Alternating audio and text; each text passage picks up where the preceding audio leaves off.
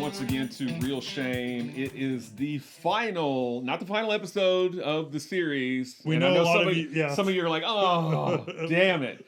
No, it's the final episode of October. So it's I think this is Friday. Obviously, well, we're not filming it on Friday, but it will air on a Friday, and Halloween will be this coming Sunday. Yes. When it finally arrives. So, yeah. But all this week we've been doing anthology films. On Monday we did From a Whisper to a Scream. On Wednesday we did Amicus Productions' The Vault of Horror. And today we are ending our Halloween horror movie episodes and our horror anthology episodes with the movie VHS.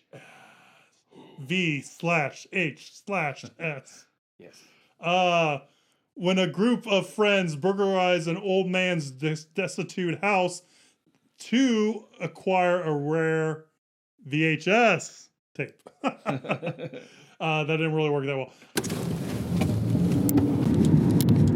Okay, here's the deal. We gotta break into this house, and all we have to do is steal this one VHS tape. Dude, let's use that fucking tape, dude. Fucking use the tape as it got that anymore, dude. Why don't you use that tape? Oh, man, let's use the tape. Yeah, we got a tape right here. Dude, they gotta check it. Anyway, he said the job pays, so like, it could lead to more work. Work. Anyway, he also said he saw some of your stuff online.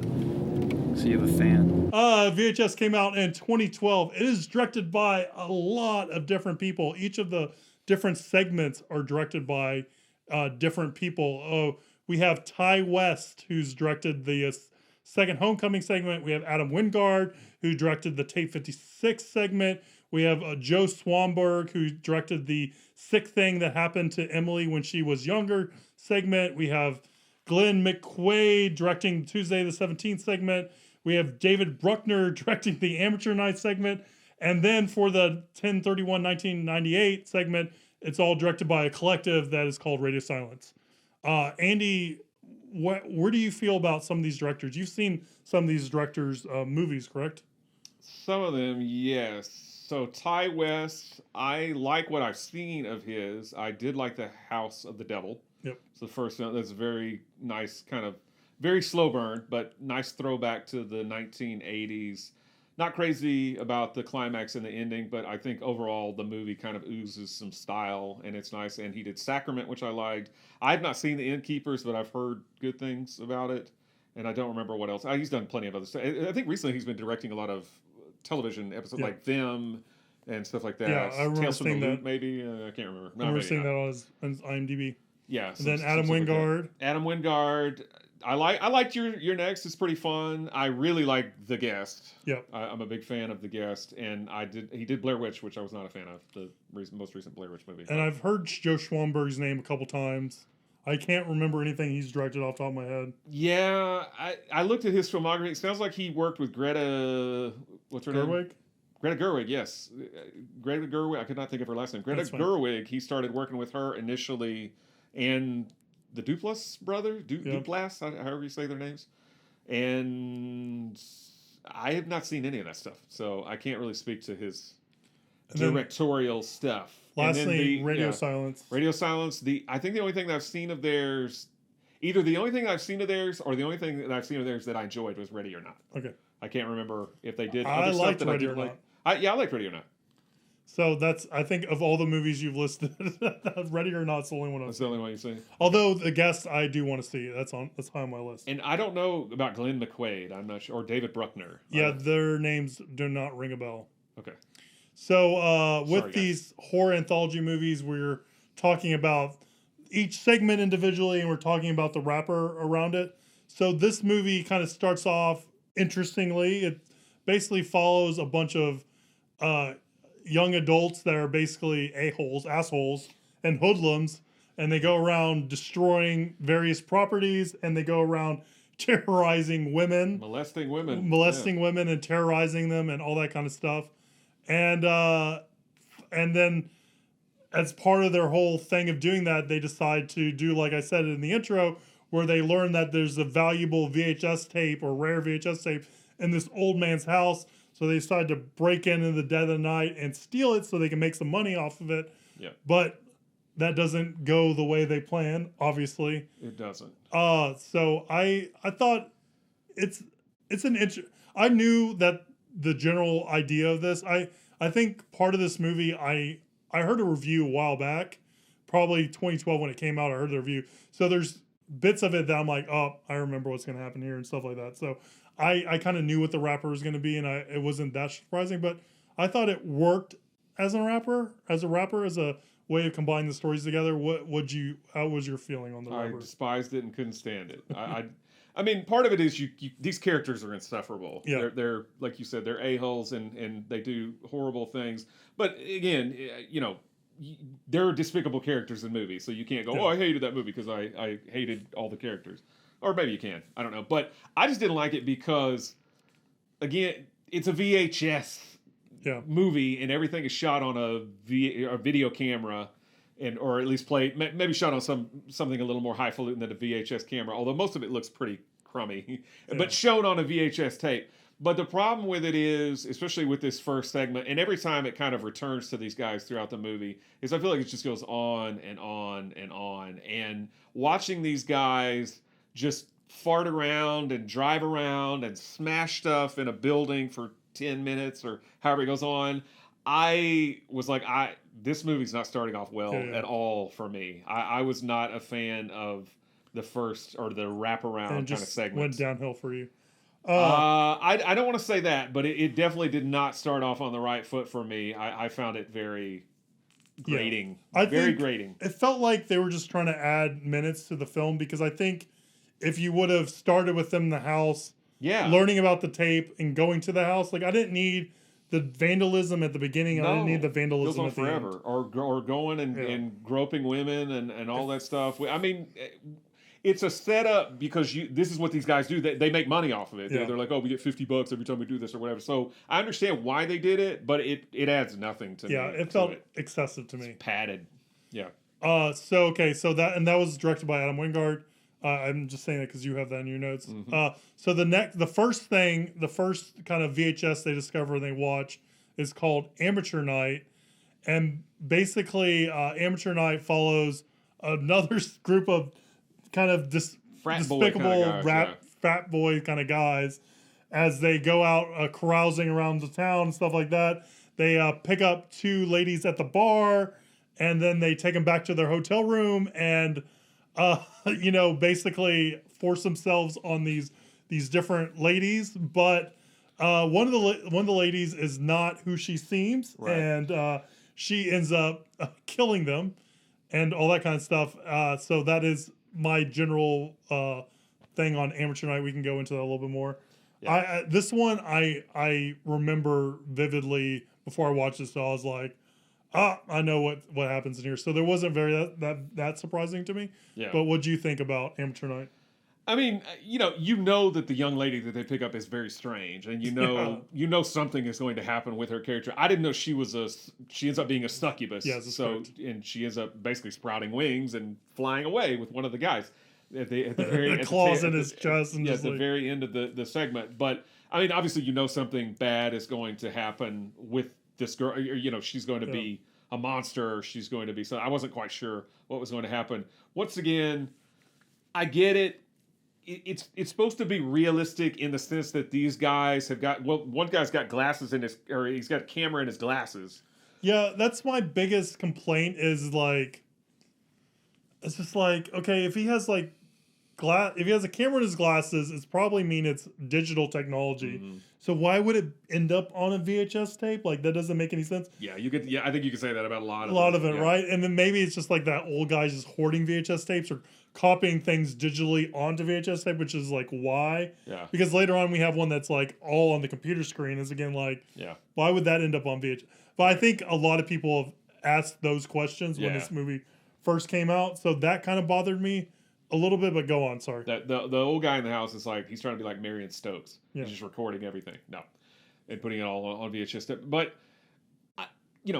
we've both owned video cameras or digital cameras, and nowadays everybody's got basically a digital camera on your phone. Yeah, we're filming this. So everybody, pretty much at this point has experimented with filming their friends or making home movies or whatever. So I get it. When you are doing that, you're not cutting every 2 seconds. You're filming a lot of long and boring stuff. I understand that. But that doesn't make a good movie. Yeah. And so this segment feels like it goes on forever when they're out on the town and they're just acting stupid and trying to pick up girls. I understand that's important later on because they pick the girls up, they take them to the hotel room and everything. But I was bored, senseless, and once again, it just grated on my nerves. The whole it just went on and on and on. Finally, they get to the hotel room. That felt like it goes on forever. And you got the one guy cackling on the couch the whole time, who I just wanted to punch through my TV screen. Yeah, he gets his, they all get, he gets his junk ripped off. Yeah, they all get there. Definitely, they all get what's coming to them, but still. Gosh, I was like, this is just going on and on and on. And even after the one guy who the girl keeps saying she likes the guy, he runs away and falls down the stairs. And I feel like that went on forever. Yeah, this thing... It just lingers. I think it just lingers. Yeah, it could have been shorter, more succinct. I think the other thing... So 2 things that came up while you're talking about that. One is, I always feel like it feels very post-horror to me, this movie. And the reason why I say that is... They're always, in each episode, they're justifying why they're filming. Yeah. Which is like, okay, I get it. It's like found footage. You got to justify why it's filming. Yeah. And the other one is like, we don't need these guys to be that despicable. Like, honestly, I wanted to turn it off because I found them that despicable that I'm like, I really don't care if they die or if they live or what happens. Like, I just want to skip to the next story. I don't want to see these guys anymore. Yeah, right. And I just feel like with the first story and this one, they just beat you over the head with how bad these people are and how how much of like these guys are just like terrible people. And I'm just like, I like the idea that bad things happen to bad people, but you don't need to beat us over the head or make them this despicable in my eyes. Yeah. For the story to work. Yeah. Well, in my notes, I wrote headache-inducing, and I'm pretty sure I wrote that while I was watching this segment. Yeah. I'm pretty sure it was giving me a headache having to watch and listen to these guys. I'm more favorable of it than you are. I know we both kind of sound super negative. Yeah. I liked it. I thought it was enjoyable. It's an interesting story. Yeah. You just condense that, condense it more. And I know you have this in your notes, but apparently there's going to be a sequel, right? Well, there already is a spinoff movie came out. Okay. with the same girl, Hannah. I don't know if it's Fierman or Fireman. It's Fierman, but however you pronounce it, she once again plays the character. Apparently, the name is Lily the succubus. So she plays in the movie's called Siren. Are you gonna check that out? Have you checked that out? I have not checked it out. I don't know if it's a found footage movie. Probably not. Yeah. If it's not a found footage movie, I might be interested to see where they go with this character. Because again, the story itself is not necessarily bad, but it just goes on and on and on. And I was just like you. I if we weren't watching it for the show, I might have hit the fast forward button or turned it off or something. But yeah, it's just. It goes on forever. So I'm not favorable on the first 2 segments so far. So moving on to the third segment, directed by Mr. Ty West, called Second Honeymoon. It is. What about old Second Honeymoon? So Second Honeymoon is basically, it follows a married couple as they're kind of driving through Arizona or driving home from Arizona. And they one night while staying in the hotel room, there's a young lady that comes a knocking at the door. And freaked enough to freak the guy out. She needed some help, but they decided that now wasn't the time to do that. And if she maybe needed help in the morning, they would do that. But while they're asleep, their camera turns on because his wife, Stephanie, is filming the whole trip for memory's sake. Again, we have to have a reason why we're filming. Yeah. And the camera comes on while they're sleeping, and there's someone in the room filming them.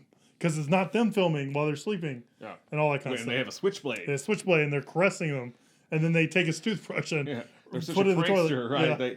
Yeah. Which to me would have been better if the toilet had like piss in it. Yeah, I mean, I wanted like just clean water. I wanted like a stream hitting the bristles of the toothbrush. Yeah. That would have really been like, oh. But yeah, they just swish it around in just normal water. And nothing comes out from it. And you do see him brushing his teeth later. Yeah, but and you get he the doesn't idea. Go, this tastes funny or anything. Which why would it? It's just water. And he's kind of a neat freak. You can tell a little bit, right? Yeah. And then they move to a different hotel, on their way back. And then that same person shows up again. But this time she stabs Stam in the neck. Yeah, she uses that switchblade.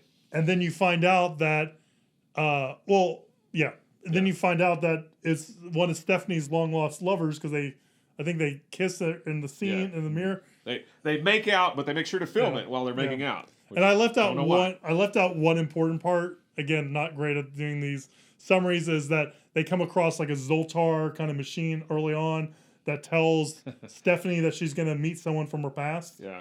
And so that's kind of sets the tone for the whole movie. Right.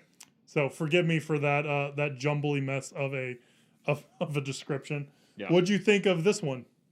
I didn't like it either. Yeah. I mean, again, I mentioned that Ty West, because Ty West is the director of this, I mentioned that the House of the Devil especially is a slow burn. And I think Sacrament, which I've also seen, is kind of a slow burn. So he's a slow burn kind of guy. And this is a slow burn kind of thing, but it was so slow, it bored me to tears. Yeah. And especially all of the, once again, I get it. You're filming stuff, so not everything you film is going to be super interesting. But because of that, it doesn't make for an interesting movie. Like when he's filming her, like, hey, take your clothes off. Hey, take your shirt off. Hey, come on. Hey, for 10 minutes. I'm like, okay, enough. Like, whoever transferred this to the VHS tape that they're watching, why don't you edit that out? Yeah, do something, because it just goes on and on forever. I was bored with this. I'm not going to say I knew what was going to happen, because I honestly didn't. It was a shock to me. I wasn't sure. I did think, like, how did they not wake up with this bright light shining on them while they're filming? I thought it was like night vision basically on the camera. It just looked to me like a light was shining on them. Maybe it was some kind of night vision, but I don't know. Maybe I'm stupid. But I didn't like it. Yeah, I kept on waiting for it to get to the point. I wish it was like I didn't need as much front loaded on there. I just wanted to get to, the terrifying part. So yeah, I agree. I also kind of caught me by surprise, but yeah, just too much at the beginning. Needed to be more shorter. More shorter. Does that work that way? Needs to be shorter. Yeah, and we should mention that Sam is played by Joe Swanberg, who is the director of one of the segments that would follow this, two more segments down. And the girl that plays Stephanie is a lady named Sophia Takal, Takal. Yep. And I read that she most recently directed the latest Black Christmas movie, which I mentioned when we did Black Christmas last December, and it's horrible. So yeah, I'm sorry, but it's bad. It's I haven't seen it, but I remember you not being a fan of it. Yeah, the other remake of Black Christmas, I actually kind of warmed up to more, although I hated it when I initially saw it. But this most recent remake of Black Christmas, terrible. Barf. All right, so the next segment is called Tuesday the 17th. And if you know how calendars work, that comes after Friday the 13th. Yeah. That would be the following Tuesday. It's like quit making Tuesday the 17th happen. Right. Well, there is a comedy movie called Saturday the 14th, but it's probably better than this piece of crap. It should have been 17th. Wednesday the 18th, and they could have said, see you next Wednesday. That's right. And then Landis. Everything would have been great at that point. So this one is directed by Glenn McQuaid. Again, I'm not really familiar with Glenn's from. I'm sure I probably looked it up, but I didn't write anything down. Sorry, Glenn. I may have seen some of your other stuff, but I didn't really care for this segment. So this segment basically follows like a car full of friends or newly friends. It seems like a little bit because it seems like you don't really get a good feeling on how well they know each other and stuff like that. Yeah. It seems like they kind of haphazardly come together, and they go out to this lake that the driver. I was trying to see if I have her name. I think it's Joey. I have Joey or Samantha. No, company they're from Wendy. Wendy. They go to Wendy's lake where apparently some murderers that Wendy's old friends happened to them there. And so she takes her new friends there for whatever reason. All of Wendy's old friends got killed, so now she's going to take her new friends there. Yeah. And then you find out that, surprise, she brought them out there to get killed again. But she's doing it because she wants to catch the killer of her friend's killer. She wants to lure out the killer. So I like this one. I think, again, I didn't need all the car stuff, but I like the way the video killer is rendered. Like I like the glitching and all that kind of stuff, right? Right. And I don't know. That was novel. Yeah. We never take it outside the camera, so we don't know if it's like someone that can actually glitch the camera for whatever reason. maybe he's radioactive and that's why it glitches, or if he's something that's inside the camera. Because a little bit of my headcanon was that he can only attack people that were in the camera frame. So like whenever she got attacked, it's because she had the camera on her, but the whole time she held the camera away from her, you couldn't ever get her. Oh, I didn't even notice that. I didn't catch that. I don't know. I'm not saying that's what happened, but in my head I thought that would be cool if that was the case. That does sound cool. Yeah. But I like the glitch. I think he looked cool. Yeah, I agree with you there. I thought that was an interesting way to do it. And we get a bunch of like slasher style kills and stuff like that. So I like it. It kind of reminds. It feels like a throwback to like the Friday 13th movies and like Final Girls and stuff like that. So I like this one. Yeah, definitely it is a throwback to Friday the 13th, and it almost to me became like, I don't know if they were going for this, but it seemed to me almost like a joke. Like they glitched out because they didn't have the rights to use Jason Voorhees. So it's like a glitch. So it's like you can't see him because we can't afford to pay for this. Which I thought that was clever. And they go to a lake. Yeah, they go to a lake. So if that was their intention, then that's actually pretty clever. Still didn't like the story that much overall. I did like some of the kills, but I was bored with this one too. I would see a full length version of this. I know you probably wouldn't. All right, so the next one is one that takes place all on a computer screen. Yes. And this one's called The Sick Thing That Happened to Emily While She Was Younger. This one's directed by Joe Swanberg, who we saw in The Second Honeymoon. Second Honeymoon, right. He was Sam. Yeah. This one I was not the biggest fan of at all. This was the one that I liked the most so far out of all the ones that have come so far. I actually like this one, and I think I liked it, although, again, not sure why they took this webcam or whatever computer footage and put it on VHS stuff, but, okay, best not to... Was it even widescreen? Best not to scrutinize VHS it. even handle widescreen without bars? Not without bars, no. Anyway, but I think one reason why I like this is because I did not know where it was going. I thought it was going to be... So, the premise of this one is, the whole time, it's a girl communicating with her boyfriend who is he's like a medical doctor, or he's studying to be a doctor or something like that. He's going to med school. And he is going to come see her eventually. She's got a weird bump on her arm. It starts off as kind of like a bruise, gets a little bit progressively worse, plus she makes it worse. Yeah. But she feels like her apartment is haunted.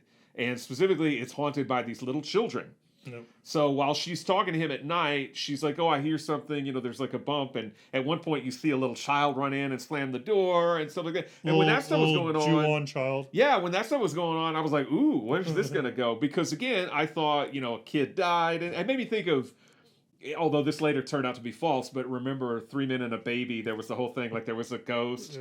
Yeah. There's a scene in 3 Men and a Baby where there's supposedly a ghost of a dead boy. And when it turns out it was just like a cardboard cutout of... Yeah. I don't know, somebody, some child Ted actor, Ted Danson, somebody. But as a kid, I always thought that was really cool because there was kind of an urban legend that a child had jumped out the window there, and so that was his ghost, even though it shot on a set. It was not a real apartment or whatever that they were in. But it kind of made me think of that, and so I didn't really know where that was going. And I think another reason why I like this segment is because it's short. But what ends up happening is the girl, over the course of a few nights, begins, she sees more and more of the children, and eventually she gets knocked out by the children. The boyfriend, who's supposed to be miles away, mysteriously comes in. Yeah. He's working with the little children who end up being aliens because they are incubating the child or something within her, and the thing that she's got in her arm is a tracking device, which I'm not sure why they need that, but anyway, she's been digging at it and making it worse, and they end up cutting out the little alien human baby or whatever. The whole thing's kind of silly and far-fetched, and I honestly probably would have liked it better if it was haunted children or haunted little... Because I thought just the idea of little kids running around at night spooks me. I mean, that's kind of creepy. So it ended up being a little bit weird, but I think because I didn't know where it was going and because it was so bizarre, and this is important, because it was so short... Because I do feel like this segment was shorter than the other ones. I feel like this one took forever. I actually did like this one. This is the one that was my favorite so far. I kept on trying to read the folders on the desktop. Oh, really? He had one that said Emily, and then he had one that said like OLDER, which I guess was new folder. I wanted to know what that one was. That drove me crazy. Well, he had multiple girlfriends because you find out he's working with another girl. Yeah, probably other girls. Yeah. That's kind of the capper. Is like Right. all of a sudden he's on the video call with a different girl. Right. They're all incubating, and she's got the same tracking device in her arm because the aliens are incubating alien human hybrids in all these women, and this guy's their crony. He's in cahoots with them. Yeah, not into it. No, didn't like it. Okay, so moving on to the final segment. Yeah, so this one kind of happened. It feels like the tape 56 kind of wraps up. The rapper wraps up. The rapper wraps up. Then there's a surprise. It's not Nick Fury this time. Segment, and this one's what 10/31/19. 10/31/98. And this one's directed by Radio Silence. Yep. Who we said earlier. So why don't you give the premise on that bad boy? 10/31/98. So basically, these guys, the collective of Radio Silence, Matt Bettinelli, Open, Tyler, I think it's Gillette maybe, and Chad Valleja, they play themselves pretty much. Well, not themselves, but they play characters named them their own names: Matt, Tyler, and Chad. And there's I think one other guy, or maybe two other guys. Yeah, I have Justin. Wait, did you already say Justin Martinez? I did not. Yeah, Justin Martinez. Okay, so Justin Martinez rounds out. He's the fourth, but they're all going out. One of them is dressed in Halloween costume as a nanny cam, as a teddy bear, but it's a nanny cam, so that's why it justifies why he's filming. They go to what they think is a party at some house. The house is deserted, but then they think, well, it's just a haunted house. Or like a haunted house attraction. As you do? As you do, yeah. You show up at a party, nobody's there, and you go, oh, well, they set it up as a haunted house. Not very plausible, but I'll finish the synopsis. They go around, they see kind of weird things happening in the house. Arms reaching out to them from the walls and stuff like that. They finally make their way up to the attic, where there's some sort of exorcism going on, and there's men that have a woman tied up, and they're chanting at her. Yeah, you really don't know if it's an exorcist, though. You just think like, something. Maybe these guys abducted this girl, right. And they're like trying to. But what are they saying? They're saying like something down. Come on down. Like Price is Right. Come on down. Come on down. They're saying something. They're like chanting. They're singing "Come on, Eileen." They're saying "Kumbaya." I don't know what they're saying. They're chanting something. The guys join in, so then the men turn around and they go, "Hey, what the heck are you doing here?" They try and make them leave. The men start getting sucked up into the ceiling. Yep. The guys freak out that are filming. They start to run out of the house, but they hear the girl screaming, and they go, "You know what? We gotta save her." They go back up. They untie her. They kind of do battle with some of the remaining guys. Those guys end up getting sucked up into the ceiling and disappear. They get the girl. As they're running out, lots of paranormal stuff happens. And I thought all that stuff was cool. You got spinning plates and things floating. Flying at them. So there's a lot of hands effects. coming out of the wall. Hands coming out of the walls trying to grab them. Window on the door shrinking. I thought that was really cool. So you got some cool little special effects going on as these guys finally make their way out of the house. And they end up going through the basement and out the storm cellar door. Yep. They get into their car with the girl. They begin to drive. The car mysteriously shuts down right there on the railroad tracks. The girl who's been sitting in the back seat with them vanishes, then reappears outside of the car, first on the side, then in the front of the car, and then they can't get out of the car. The doors are all locked. The train is coming, and it hits them, and they die, and that's it. Yep. The end. But I like this one, too. This final story, I was a fan of. I didn't know it was an exorcist until you said that. Well, I mean, maybe it was, like you said. Because I think it's... Well, I feel like when they're in the house, it's ambiguous whether or not she's the bad thing or the guys are the bad thing. Yeah. I think you're supposed to feel like the guys are a bad thing. They abducted this girl. And they got her like torturing her. Right. But I guess whenever she's in the car and looks all ghoulish when she vanishes and stuff like that, it's like, oh, maybe those guys were doing right by her, or maybe they already possessed her. Who knows? Yeah, I remember when they're running out of the house, some birds fly through from one doorway to another, and when she appears in front of the car, some birds kind of fly past. So she's the crow master or something. She can control the crows. I don't know, but yeah, I don't know. She and Brandon Lee are hanging out together. They were trying to exorcise the demon out of her or something. But I thought this one was pretty fun.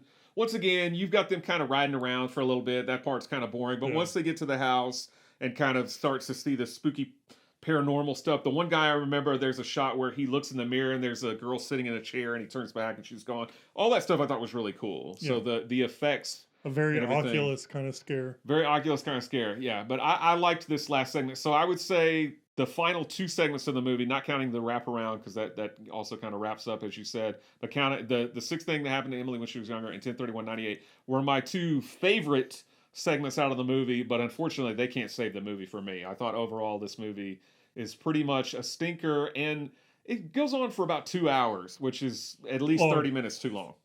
Oh, I was gonna At sneeze. least 30 minutes. Excuse me. I like this better than you did, but I could. Oh God. Excuse me. We'll keep all that in. The possessed lady's making me yawn. I like this better than you can, than you did. But I totally understand where you come with it. And I think you're justified in how you feel. And well, you know what I like better than this? VHS 2. Oh, really? You watched VHS 2? I did. You're doing that extra credit. VHS 2. So VHS has 3 sequels now because one just came out as we're filming this. It came out just a couple of days ago, I think. Ooh. It's called VHS 94. Do you think they're going to have any digital cameras on that one? I don't know. Well, so VHS 2, A, it's shorter. It's like 90 minutes. And B, most of the cameras are highfalutin. They're not grainy or shaky or anything, which is kind of a cheat to me if you're going to call your movie VHS.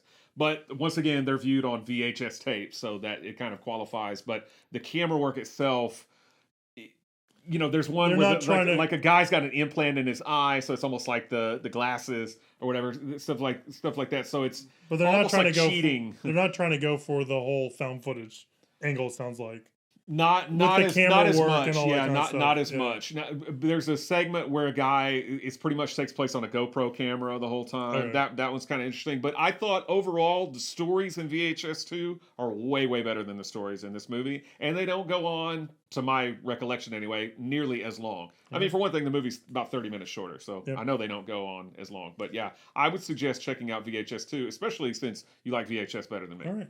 Would you check out? Are you going to check out VHS 94? Yeah, probably. Right. Why not? Why not? And VHS Viral is the other sequel that. And there's like a TV series called VHS too. I don't know if there was like a TV series. Yeah. Yeah. I don't know if it's related or not. I think it is. Yeah. I think they're all related. And then also we mentioned the spinoff, the Siren. Siren with Lily the Succubus. Lily the Succubus. So this movie is 57% fresh on Rotten Tomatoes. 41% audience score, and I agree. It seems like most people think the second one is superior to this one. So apparently, I'm going along with the crowd in that respect. Roger Ebert, although I didn't find a review of the other 2 films that we talked about this week, he did review VHS, and he gave it 1 star. He did not care for this film. He gave it a Leonard Maltin bomb. Before we close out, since we've done a week of anthology films, and I was down on 2 of the 3. You're asking yourself, Andy, what do you think are some good anthology horror films? I know I was asking myself that. I made a little list. Now again, there's still plenty of anthology films that I haven't seen, so I'm not going to mention them obviously if I haven't seen them. But I would suggest that you watch the original Dead of Night from way back in the day, black and white. Very good old horror anthology. Trilogy of Terror, which is all Richard Matheson stories from the 1970s. Can't go wrong with that. They all star Karen Black, and of course everybody knows the third story, which is the little Zuni fetish doll that chases her around. Everybody loves that one. Cat's Eye, which I mentioned in a previous episode. I watched that all the time when I was a kid. That's 3 Stephen King stories that are all kind of tied together via a cat in some way. I had a blast watching Tales from the Hood. I saw Tales from the Hood when it came out in theaters back in the 90s. Packed theater, we all had a blast. So I remember that being, and I've seen it I think 1 time since then, but I'm favorable on that. I can't speak to the sequels. There's a second and a third Tales from the Hood. Okay. So buyer beware on those. I've never seen them. I've heard they're not good, but Tales from the Crypt, the other Amicus horror movie, as well as the TV series, I would say is worth your time. Although I was going to say that's going to take you longer to watch because Tales from the Crypt, Demon Knight. It's not an anthology movie. Yeah, it's not an anthology movie, but yeah, I like Demon Knight. It's pretty fun. Hold on, this motherfucker. Hold up. Creepshow. Creepshow 1 I know is beloved. I actually kind of like Creepshow 2 better, and I know that's blasphemy, but I like the first one okay, and I like the second one. I can't speak to Creepshow 3. I know there is a third one. I enjoyed Screams of a Winter Night, which was put out by Code Red a few years ago, although it's pretty low, but it's kind of like From a Whisper to a Scream, very low budget, and I think made by first-time filmmakers. But good. But, I mean, not amazing, but I kind of had fun with it. Campfire Tales, which is a late 90s movie starring people like James Marsden. I always thought that was good. That doesn't have a Blu-ray release that I'm aware of, but it does have a DVD release. Body Bags, which is John Carpenter, if I'm not mistaken. That's an anthology film. Twilight Zone, the movie. troubled production, which I've never seen going on there. But and not all the stories are good, but I think it's worth seeing, especially for the Nightmare at 20,000 Feet that closes out the movie. Tales from the Dark Side of the movie, and all of those are older or from the 90s or above. I think one from the 2000s is I like Trick or Treat. Okay, I mean it's better than most of the 21st century anthology films that I've seen. It's not perfect. It's not maybe over the moon. You know, you don't have to be over the moon about it, but I think it's decent for what it is. Yeah. So, and then I mean, honestly, I couldn't find a lot of examples from the 21st century that I've either seen or that I've seen and that I would actually recommend. So I think Trick or Treat is one that I actually would recommend that you see. All right. So yeah, take it for what it's worth. You guys have your list of things It's your to watch. homework. Your homework. Exactly. Yep. That's what I was looking for. All right, guys. Well, that was everything about VHS. Let us know what horror movies you're watching this Halloween season. Mm-hmm. I think you, like us, like to watch a lot of these horror movies in the month of October leading up to Halloween. Is just something fun to do. So if you've seen a gem, let us know down below. Leave us a comment if you're watching us on YouTube, or shoot us an email, realshame@gmail.com. Let us know. Maybe it's something that we haven't seen that we'll have to check out sometime. Or if you have a favorite horror anthology that Andy hasn't listed or hasn't seen, let us know. We'll love to check that out. If Tales from the Hood 3 is good, let us know. Let us know. If you like Leprechaun in the Hood, let us know. I think that's one of them, right? Not an anthology, but it's certainly it's a movie. Enjoyable movie, yeah. All right, there you go. Then what are we doing now? So next week we resume our usual format, I guess. So you're going to see less of us, but we have a doozy for you. A much beloved or much anticipated movie is coming out, and that we're going to review on the show. So stay tuned for that one. And we'll see you soon, guys. Do you have anything to add? Happy Halloween. Yep. Have a fun and safe and happy Halloween, everybody. And we'll see Be you good out there. We'll see you in a week. Bye. Don't open any strangers' candies. No.